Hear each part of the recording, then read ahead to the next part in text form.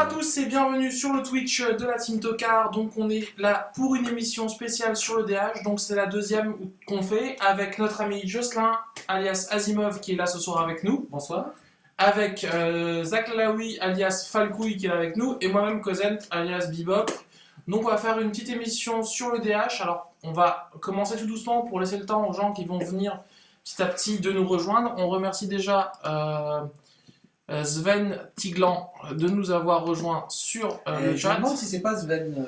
C'est peut-être même possible que ce soit Sven, un joueur d'Arstein qu'on connaît. Donc, on va faire juste un petit récapitulatif de comment va se passer la soirée. La soirée va commencer par un petit débat sur un peu l'évolution du. On va faire une petite évolution d'aujourd'hui de l'EDH, comment il se passe après les banlists. On a parlé des banlists, on va pas reparler des listes ni de la watchlist. On va juste parler de, dans le monde de l'EDH, comment ça a évolué au niveau des tournois, comment ça a évolué au niveau des nouveaux decks, comment ça a évolué au niveau des decks qui sont présents, qui sont absents, qu'on pensait voir. Ensuite, on va parler d'un sujet important qui va être la baisse de points de vie qui ensuite va être en lien avec justement est-ce que du coup, si on baisse les points de vie commandeurs sont toujours importants ou pas? Est-ce qu'on doit garder les 21 points commandeurs? Est-ce qu'on doit continuer à descendre les points de vie? Et dernièrement, on vous parlera d'un petit tournoi qu'on va mettre en place justement et du coup qui aura une spécificité puisqu'il sera un peu différent des règles actuelles et qu'on va mettre en place au Zénith de Strasbourg. Ça sera pour la première partie qui sera la partie débat. S'ensuivra ensuite une partie où Jocelyn va justement faire la partie apprend à jouer à l'EDH avec nous. Jocelyn qui jouera qui jouera contre quelqu'un en expliquant ses plays. Donc on jouera en ligne, il va expliquer un peu ses plays, on va commenter un petit peu comment faire les jeux. Rada. Voilà un nouveau deck qui est un deck aggro Rada qui va jouer contre un deck qui est contrôle mais tap out. Tout à fait, c'est Narset. Qui est Narset. Voilà. On a donc du coup Torken, salut, et Sven qui sont là. Donc là, on commence petit à petit à être de plus en plus. Donc je pense qu'on va pas trop tarder à. Il me semble que Torken, c'est le joueur qui jouait Blue Moon. Enfin, il me semble, hein, si je dis pas de bêtises. Peut-être. Oui, c'est bien Sven. Donc c'est bien lui. Okay. C'était bien lui. Salut Sven, hein, ça fait longtemps. Bon, ça prouve qu'on a quand même pas mal de lag. Parce que s'il nous répond que maintenant, c'est qu'on est loin. Et du coup, un petit coup de clean memory. Et du coup, on va commencer par le premier point. Le premier point, on est ici avec vous voyez, sur MTG Top 8. Donc c'est un peu le site de référence pour ce qui est du classement des tournois. Donc ici, on va voir un petit peu du coup sur les derniers tournois. Donc vous voyez les tournois d'avril. Et on va parler aussi d'un tournoi qui n'a pas encore été marqué homologué, qui était le dernier tournoi français en fait, qui s'est fait à Rennes il y a 10 jours. Voilà, à Rennes il y a 10 jours. Donc, premièrement, on va commencer, voilà. Alors, quels sont les grands gagnants, on va dire, de... Déjà, on précise qu'à Rennes, il y a eu 57 joueurs et un top 8 composé de Arada qui gagne ce tournoi. Et le reste du top 8, c'est 3 Keranos, 2 Click, un Teferi, un Narset. Et je crois que c'est bon. Ouais, vraiment, je crois qu'on est bon. Donc, du coup, c'est pas encore dans le MTG Top 8, donc ça peut aussi changer un peu les pourcentages. C'est ça. Donc, du coup, le dernier gros tournoi français à 57 joueurs, parce qu'en gros, à 57 joueurs, on peut dire en ODH que c'est un gros tournoi. Hein. Oui, c'est ça. C'est le minimum pour être un gros tournoi. C'est ça. On peut dire que, du coup, on a quand même, à part le premier qui est aggro, je suis le joueur de Tronc de Saverne. Voilà. Ah oui, d'accord. À part le premier qui est un joueur aggro qui a peut-être senti le vent tourner. Non, ce joueur joue toujours aggro. Il joue aggro. En gros, qu'importe le metagame, depuis 5 ans, il joue aggro, il joue Rata. Du coup, là, ça lui a profité parce qu'il s'est retrouvé dans un metagame où finalement il n'y a que du contrôle. Oui, et donc ça prouve bien que aggro face à la contrôle, ça gagne. C'est ça. En fait, le problème d'aggro, d'ailleurs, pour moi, jouer Gennara Good Stuff, version avec beaucoup de bêtes, aggro, finalement, c'est pas un problème pour moi parce que ce qu'on va se passer dans des jeux comme Gennara ou comme Marat avec beaucoup de créatures, c'est qu'au début, on n'hésite pas à échanger les créatures une par une, parce qu'on sait qu'en late game, de toute façon, on aura des grosses créatures. Donc, c'est le gros souci d'aggro. Alors que contre contrôle, il n'y a pas finalement de créatures, on va pas faire un échange de... Ce qui est assez étonnant sur ce tournoi, c'est de ne pas voir d'Animar, ou de ne pas voir de commandant qui était sur la watchlist. C'est vrai que du coup, on voit aucun commandant de la watchlist, à part un Narset. Du coup, on se dit, bon, finalement, là, aggro, c'est bien. finalement on se dit que la watchlist pour l'instant elle a pas l'air de... Mais le truc c'est que Marat, pas généralement, mais Marat et Animar souffrent beaucoup, même Narset souffre beaucoup contre UR. C'est vrai. Parce qu'ils jouent Pyroclast et les contre, c'est 3 généraux. Après c'est vrai que peut-être que là-bas le méta, enfin les joueurs sont assez connus pour jouer Ça, plus... Après moi, UR. la dernière FNM que j'ai faite, Marat a écrasé tout le monde, hein. Il a fait 5-0. Ici. Donc voilà, c'était quelqu'un qui était venu avec moi, il savait bien jouer, donc il faut savoir que le joueur était là. Mais en tout cas voilà, donc on voit que le bleu revient. Enfin le bleu est jamais parti. Mais... Dans les must play cards. Voilà, on peut voir les sur le côté, vous voyez, must play cards, c'est-à-dire les cartes les plus jouées.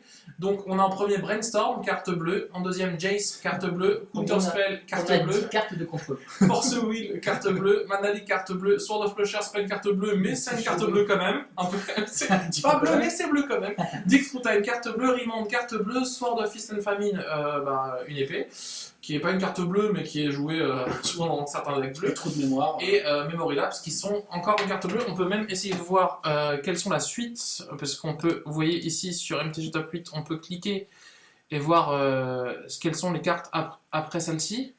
Donc on va essayer d'aller un petit peu plus loin, parce que là c'est vrai qu'après, à part avoir vu des cartes bleues, dans tous les cas, le metagame reste encore très bleu. Le metagame reste encore très bleu. Ouais, on le voit, et là, j'espère que c'est pas un problème de connexion, parce que on n'arrive pas à accéder. Voilà. Donc on voit que continue après, il y a du coup machin, Snapcaster, Sword, donc Treasure Cruise, Jitaxian Probe, Librairie Sylvestre, voilà.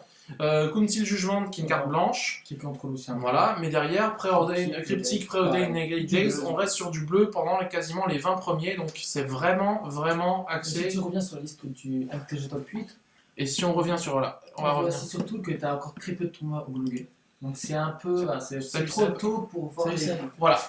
Il y a encore trop peu de tournois encore homologués. Là, si on voit un peu les pourcentages, on voit que Control reste quand même à 46%. Hein, on reste quand même Control. Et même plus encore. Avec le Rennes. Et avec le nouveau Rennes, ça va. Qui gagne 7 tournois, qui gagne 7 decks d'un coup. 7 places d'un coup, donc ça 60, je pense. On risque de passer. En tout cas, la barre de 1 deck sur 2, c'est un deck contrôle. En gros. Certains. Donc voilà, donc on a dans un format EDH où un deck sur 2 est un deck contrôle, alors que ta figure est ban. C'est ça. Donc, sachant que dans les decks Teferi, il y a le nouveau petit Jace qui commence à gagner un petit peu.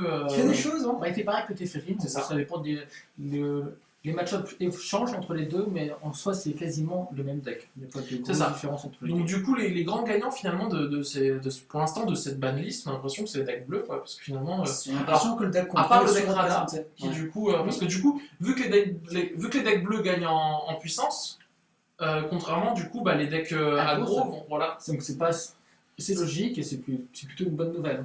Voilà, c'est pas une mauvaise nouvelle, on va se dire que ça permet un petit peu à aggro de vivre. Après, aggro à 30 points de vie, c'est toujours sur le fil, quoi. C'est toujours. Ça reste difficile, même face à un Narset qui joue des pyroclasmes, des brasses. Il peut gagner. Aggro peut largement gagner, mais ça reste. Il faut se battre encore. C'est ça. Et puis après, comme dit, aggro contrôle peut aussi décider de commencer à mettre plus de brasses. Oui, bien sûr. Après, il faut s'adapter, je pense. Genre, comme on a vu la dernière fois qu'on a fait une vidéo, le Narset qui avait rentré tous les pyroclasmes. Et toutes les cartes qui faisaient des effets, des removals de masse, en fait, et du coup, il était stuffé contre aggro. Si aggro revient, si ça. Mais ce qui est marrant, c'est de voir que le jeu aggro par excellence, qu'on pensait en ce moment être Zurgo ou Dekitéon, finalement, a été supplanté par Rada. La force qui est la touche de vert. Mais la force de Rada, c'est que c'est un général qui permet un drop à 4 un tour plus tôt. C'est ça. C'est que parce que c'est une 2-2 pour 2, donc c'est moins bien qu'une 2-2 pour 1 comme Zurgo. Par contre, au tour 4, au tour 3, on peut avoir un tour 4. Et derrière, la petite touche de vert permet d'avoir des cartes comme Bibliothèque Sylvestre, comme Tarmo, comme... Mais ça, et même le vert fait comme beaucoup de CA. C'est ça. Donc à terme, tu fais un deck, tu joues aggro, mais tu fais du CA un peu à côté, c'est bien, ça avance. Hello Actarus, un grand fan de Albator. Et du coup, voilà. Donc du coup... Pour l'instant, ce qu'on voit, nous en tout cas, c'est que Control reste finalement l'archétype dominant malgré que. En fait, ça change pas grand-chose parce qu'avant c'était ta figure. C'est pareil, il n'y a pas de différence. Et maintenant. Ouais. Alors, c'est vrai que. Mais tu en as plusieurs qui pour certains, soit il faut taper sur Control pour aider aggro un peu à sortir du lot, et pour d'autres, il faut taper sur combo pour que Aggro n'est plus à un match-up ingagnable et donc puisse se battre contre contrôle normalement. Parce qu'on a bien vu avec Rada que quand il y a beaucoup de contrôle, Aggro peut arriver jusqu'au bout du tournoi. C'est ça. Enfin, c'est ça. Oui, je pense aussi, de toute façon, on y viendra après, que l'histoire des points de vie peut aussi faire en sorte que certains decks vont mieux revenir. Je pense que Aggro en 25 PV, c'est quand même mieux, c'est quand même plus intéressant, il y a quand même plus de chances. Pour pouvoir nous permettre de passer à un deuxième point. Petite transition justement où on allait parler du fait que voilà, changer les PV, ça va aussi avec la question de la semaine, puisque voilà la question de la semaine qu'on se posait. Est-ce que pour ne pas permettre de bannir des decks comme Gennara ou d'autres decks, on ne pourrait pas abolir la règle des 21 points commandeurs qui permettent justement à Gennara et à Animar d'en profiter pleinement. Du coup, ça permettrait de...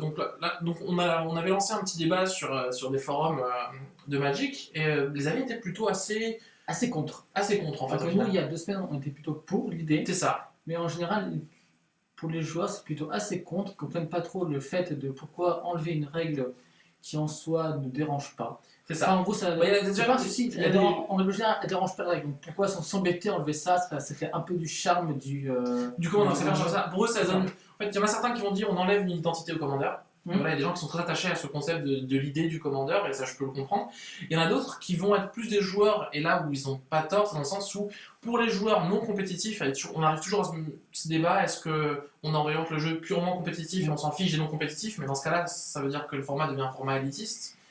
Ou alors, on fait attention un peu aux joueurs non compétitifs, parce que ce qu'ils vont dire, c'est que les decks Voltron, les decks un petit peu tier 2, comme Uril, comme Ruan, comme Griselbrand, et encore Griselbrand, comme pas tellement besoin que ça. Ces decks-là, on utilise cette règle-là. Oui, c'est ça. Et enlever cette règle, ça les ferait encore plus descendre, on va dire. Mais le souci, c'est que ce sont des généraux quasiment pas joués, à part pour des tournois locaux, c'est juste ça. Donc pourquoi se soucier? Enfin voilà, c'est vrai qu'on peut comprendre leur argument, mais c'est un peu dommage de chercher à. C'est sûr que voilà. Après, ça calme comme des decks comme Click aussi. Un Click, souvent. Alors, les versions actuelles.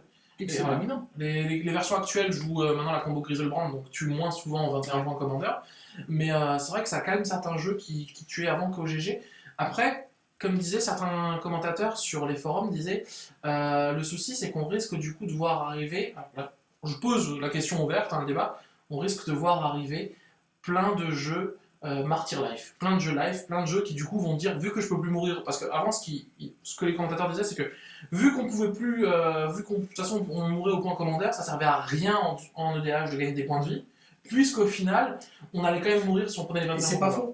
Est-ce que le fait d'enlever les points de commandeur pourrait permettre de revoir venir? C'est un mal en soi. Est-ce que c'est grave si on rajoute en plus dans le métagame? Non, je pense pas. Je pense qu'effectivement, si regagner des points de vie, peut-être il y a des cartes qui reviendront avec cette règle-là. Si on supprime forcément les 21 points de vie, il y a des cartes qui n'étaient pas trop jouées, qui à ce moment-là reviendront au devant de la scène. Et c'est vrai que ça peut être aussi intéressant de voir. Là, par exemple, ce que nous disent la réaction live des joueurs, voilà, on a plus 1 pour abolir les 21 points commandeur. Car elle dit un commandeur qui a réussi à mettre 21 points peut réussir à en mettre 25 ou 30, ça va généralement pas lui poser de problème. On est d'accord. Ça dépend. Face à combo, parfois avoir un tour en moins pour tuer, ça aide beaucoup. Tu vois la différence? C'est ça. C'est pas en fait le gros souci, ça va être combo, quoi. Ça va être des fois parce qu'il va lui manquer. Si on lui donne une phase de frappe supplémentaire, lui va pouvoir partir dans son combo. Ouais. Mais à l'inverse, Animar qui a des combos profite pleinement de cette règle. Après, comme dit des fois, Animar quand il part en. Alors il y a une combo qui lui fait profiter de cette règle, mais d'autres combos qui fait qu'il part de toute façon en point de vie infini. Non, en dégâts. En dégâts infinis, je veux dire. Il est très gros. Voilà, c'est ça. Donc il y a une des combos qui, après, comme on dit, là on voit les 25 points de vie, ça peut ouvrir d'autres façons de penser. Car la perte de PV est souvent insignifiante pour certains paquets combo. C'est ça. C'est vrai que voilà, il y a certains paquets combo, pour eux, les points de vie, c'est juste une barrière. C'est ça. J'ai 24 points de vie à utiliser, tant qu'il m'en reste un, je peux toujours gagner. C'est que le comité s'est basé sur le moderne en disant que pas de kill pour combo avant le tour 4. C'est bien, le moderne c'est pareil. Mais sauf que moderne, ils sont à 20 points de vie. Alors que nous, on est à 30 points de vie, donc aggro qui se dit putain, c'est chaud parce que déjà que je peux pas tuer avant le tour 5 normalement. Ouais. Donc une combo qui tue tour 4, voilà, moi je perds que dans tous les cas. Il t'a même plus un match, t'as rien du. Alors là, on a aussi une suggestion. Curessa qui nous dit pourquoi pas garder les points commandeurs mais les monter à 30. Voilà, c'est le dernier point que j'allais dire. C'est ce que disaient certaines personnes, c'est que du coup on pourrait trouver un milieu dans le sens où on garde les points commandeurs, mais on les met plus difficilement à accès. C'est-à-dire qu'à la place de les mettre à 21, on peut les passer à 25, 30, pour... Peut-être 28 pour que ça soit... non, mais ou 28 pour avoir... Que ça soit létal, en 4 fois, en 4 coups, tu... en 4 coups, si on a un commandeur qui est à 7 de dégâts. Qui est à 7, on est d'accord. Du coup, est-ce qu'on garde un multiple de 7 ? Déjà la bonne question. Ou... Enfin, c'est une question qui est restée ouverte et qui finalement... Après, c'est pour l'instant, on n'a pas l'air de convaincre, en tout cas. Vraiment, on n'a pas l'air de convaincre. Après, dans le forum, t'as eu un gars du comité qui était plutôt favorable. Ouais. Ça aussi à prendre en compte. Si le comité pourrait être favorable. Pourrait. Enfin, du moins pourrait. Un seul. En tout cas, un membre du comité serait pas contre l'idée. Et d'ailleurs, c'est vrai que si on sait qu'il y a des tournois à 20 points de vie qui sont organisés, et le comité regarde ça de près pour voir un peu comment ça évolue, et c'est vrai que là, on peut comprendre leur intérêt. Hello, Zav68, et c'est là qu'on se dit oui, le comité pourrait être intéressé par ces résultats parce qu'ils se disent si jamais un jour on passe à 20 points de vie, finalement, avoir un format, est-ce qu'on garde les 21 points commandeurs alors que les points de vie sont en dessous du nombre de points commandeurs? Non. Par contre, à 25, on peut encore les conserver. On peut se dire pourquoi pas. C'est sûr. À 25, on peut les conserver. Je pense que ça dérangerait pas. Parce que finalement, ça fait que 4 points de différence. Ouais. C'est moins important que les 9 points finalement entre 21 et 30. Ouais, d'accord. On parlera même pas du 21 et 40. Ça aide les clients. Voilà. Donc du coup, ça c'était le deuxième point qu'on voulait voir. Le troisième point, c'était... Oui, Didi. Non, c'était pour parler justement en parlant de points de vie d'un tournoi qu'on compte organiser. Mais vas-y, fais.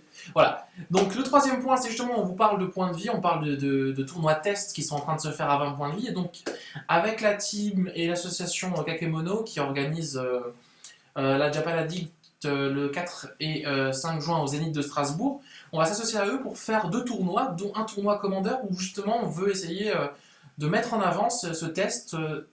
Les gens testent à 20, les gens jouent à 30, et nous on s'est dit pourquoi pas justement lancer un premier tournoi, en tout cas en France, à 25 points de vie. Voilà, donc ce sera un tournoi qui sera à 25 points de vie, qui serait du coup un tournoi qui permettrait justement... Alors on vous l'annonce maintenant pour vous laisser le temps de build, parce que du coup ça va changer un petit peu votre manière de jouer votre jeu, avec les mêmes règles que le jeu 30 points de vie, sauf on débanne une carte qui est Serra...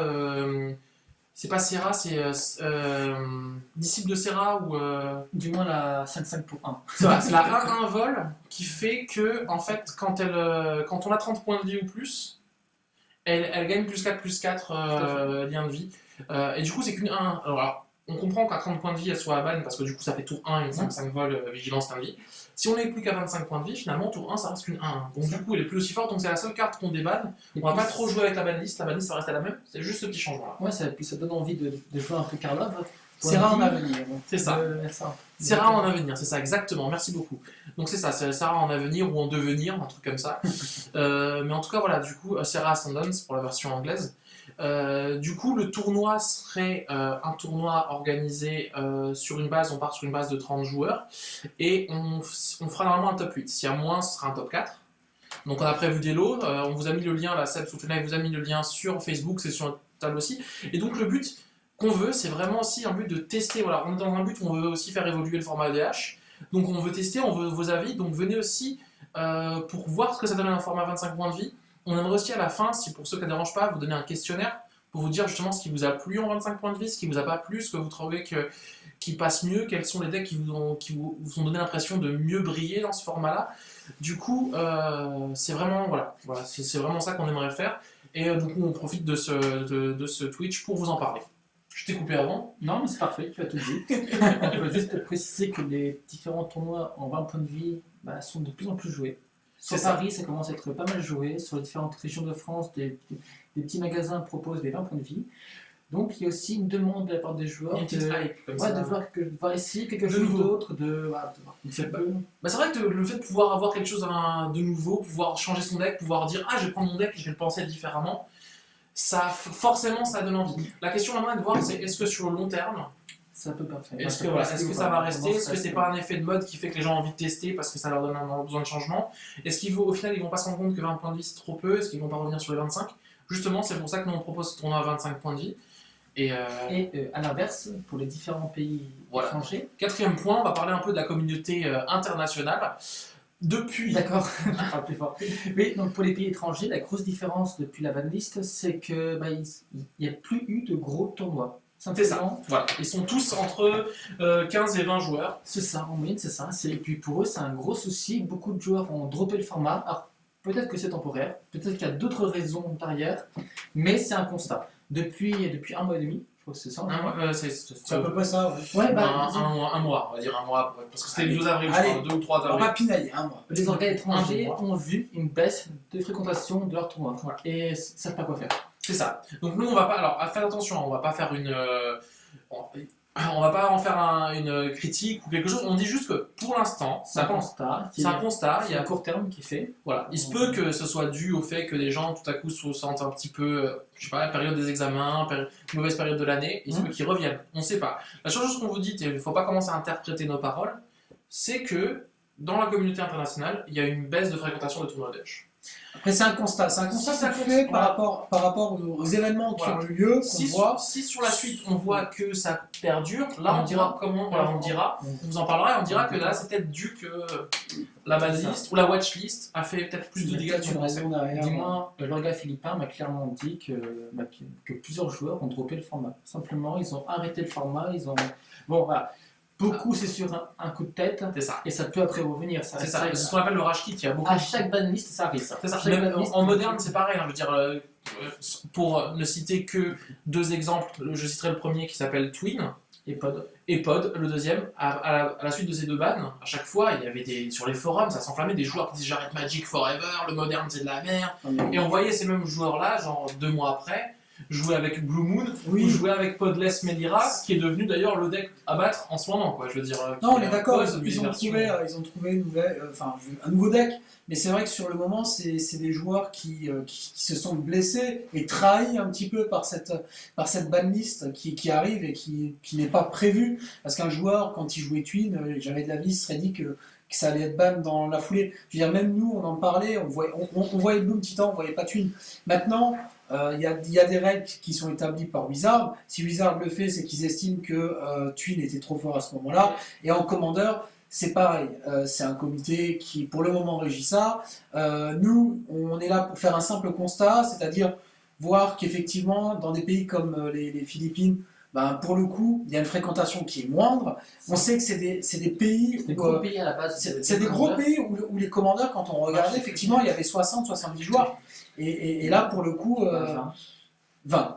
Voilà. Ça, c'est pas même pas on baisse une petite baisse. Après, il y a peut-être, on va dire, des choses aléatoires qui ne sont pas, qu'on ne peut pas prendre en considération. Je sais pas, peut-être que là-bas, il y a des études, il y a beaucoup d'étudiants, il y a des partiels, je ne sais pas. On a un Boutavix qui nous dit quelque chose de vrai, c'est qu'en même temps, quand tu te bannes un deck, tu peux très vite en monter un second, car tu réutilises souvent 75% des Il a totalement raison. C'est vrai que là où ils disent une différence en EDH ou en moderne, souvent en EDH, quand on a une base de cartes, il y a souvent des decks proches qu'on va pouvoir faire. Donc l'argument du oui, mais ils ont perdu leur deck, il leur faut beaucoup de temps pour en faire un, est peut-être moins vrai quand. Je pense que c'est plus la crainte de la watchlist, de voir après le prochain général encore de banni. Je pense que c'est ça. Mais ça, c'est un autre débat. Ça fait une fois. Parce que c'est vrai que si on prend l'exemple de Izan qui a été banni, on peut très bien basculer sur Titania derrière, qui est très bon. Qui est très bon. C'est-à-dire que les joueurs d'Izan qui ont perdu Izan, vous pouvez retourner sur Titania, qui est un très bon général, qui est aussi très plaisant à jouer, et qui, toute votre base de cartes vertes, alors il y a des cartes qui changent, on n'est pas en train de dire, mais franchement 70% du deck, vous pouvez le garder. Quoi. Oui.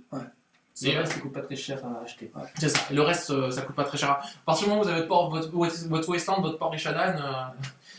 À partir du moment où vous aviez votre Cradle, c'est pas con. Non, mais Cradle, c'est un peu. Ça reste une bonne carte, ça sera peut-être. Non, Cradle, c'est le seul dommage avec Cradle, pour faire une petite parenthèse, c'est que les decks Ezuri, eux, par contre, ont vraiment. Ah oui, pour le coup, Elf Ball a disparu. C'est ça. Il n'y a plus C'est ça. aucun Elf Ball Voilà. pour le moment. Parce qu'autant les Mais autres pour decks le tricolores ils peuvent survivre, sans problème. Autant Elf Ball, Ezuri Elf Ball par exemple. Toi, t'as aussi bleu-vert, je sais plus comment il s'appelle. Bleu-vert. Zegana. Bleu-vert Zegana qui Mais mais c'est totalement. Je discutais justement avec un joueur d'Elf Ball qui joue Elf Ball depuis Ezuri depuis le début de l'ODH, ça fait 4-5 ans.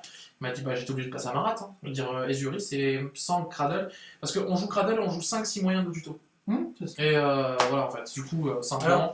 Alors, on a notre ami. Si tu pars sur un type de synergie particulier, 80% de tes cartes sont bonnes à être rangées en pochette. Ouais, mais ça coûte pas très cher ces cartes-là. Oui, alors c'est sûr que si on parle sur un type de synergie. Alors c'est sûr que voilà, par exemple, comment il s'appelle Izan va partir sur un type de synergie où tu vas essayer d'avoir une courbe avec des cartes qui vont faire des effets sur Izan.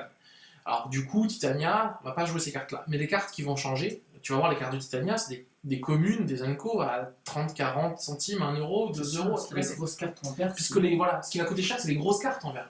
Et les grosses cartes en vert, c'est toujours les mêmes. C'est toujours les mêmes. Bibliothèque Sylvestre. Bibliothèque Sylvestre, Survie du Kuzap, Behemoth, j'en sais rien, voilà, Port Ishadan. Enfin, c'est vraiment ces cartes-là qui vont coûter cher. Enfin, si on. Voilà. En tout cas, voilà. nous donc, voilà, donc c'était un petit peu les points qu'on avait à dire sur cette émission. Alors, est-ce que j'ai oublié quelque chose ? Écoute, non, je pense qu'on a fait une bonne analyse du méta actuel à l'heure où on vous parle. Voilà. Ce qu'on va essayer de faire, c'est de faire une émission comme ça, peut-être bimensuelle ou mensuelle, pour vous tenir au courant de l'évolution de l'EDH. Pour l'instant, il n'y a pas eu d'autres voilà, il n'y a pas vraiment de gros tournois, on est sur une période un peu creuse. Oui, c'est... Voilà. Tous les ans, c'est pareil. C'est normal, c'est la période mai comme ça. On va avoir un gros tournoi qui va être organisé par le Demonic Tournament qui va être en juillet. Donc là déjà. Donc 400 et 500 joueurs sont attendus. Donc voilà, c'est le plus gros tournoi duel commandeur du monde. Hein. Et d'ailleurs, voir commandeur du monde. Faudrait peut-être qu'un jour on y aille aussi. Franchement, si on peut s'organiser un convoi, on va le faire. Peut-être pas pour faire le coverage parce qu'ils le font déjà et ils le font à l'international. Mais peut-être pour rencontrer des joueurs, pour jouer. Et c'est vrai que ça permet. Simplement, tous les plus grands joueurs de DH de France et même d'Europe, ils sont. Ouais. Franchement, ils sont là. On va avoir les Noam Maubert, on va avoir Fevin, on va avoir Asimov, on va avoir Trader du 78. On va voir tous ces joueurs-là, Mundust, enfin, les Russes, on va voir tous les joueurs qui sont là. Donc vraiment, si vous avez envie de faire un tournoi DH où il y a du monde, du monde en duel commander, allez-y quoi. Nous en tout cas, on peut que vous le conseiller. Voilà, on peut que vous le conseiller. On fera un peu un check-up aussi suite à ce tournoi. On fera un aussi suite à notre tournoi à nous pour voir ce que ça donne le 25 points de vie. Après à chaque fois, voir un peu ce qu'on pense que ça va être, comment ça a été. Ouais. Mais voilà. Ne pas oublier aussi que sur notre tournoi, on aura la présence de Nordic Queen qui est une altératrice. Voilà. Et donc il y aura aussi une altération à gagner. C'est ça. Donc c'est ce qu'on souhaiterait faire. Et il y avait un dernier petit point que je voulais dire aussi par rapport à ce tournoi qui commencera donc pour le samedi, on avait dit à 11h. Donc les inscriptions à partir de 10h. C'est ça. Et n'hésitez pas à vous préinscrire, c'est toujours mieux. Voilà. Et il faudra lister également. Il faudra lister, voilà, il y aura un arbitre. Donc voilà. Donc, je sais que ça fait chier pour le coup parce qu'un commandeur c'est 100 cartes. Mais vous allez sur Magic Leap, vous montez et puis vous imprimez. Vous allez sur un site où vous rentrez votre deck et vous faites impression, c'est beau. Moi, ce que je vous conseille, c'est que voilà, si vous faites des tournois souvent, on va souvent vous demander de lister. C'est quelque chose qui est. Donc, allez sur un site, que ce soit Magicville ou autre chose, ou Magic. Rentrez votre deck une fois pour toutes. Comme ça, chaque fois que vous avez besoin de faire un tournoi, vous faites éditer le deck, vous changez, vous faites vos 2-3 changements, et ensuite vous l'imprimez. Vous avez votre liste, c'est beaucoup plus pratique que de devoir se retrouver le jour du tournoi à 10h20 avec un stylo, un papier. Alors pour vous dire, 12 forêts, une anecdote. 3 îles.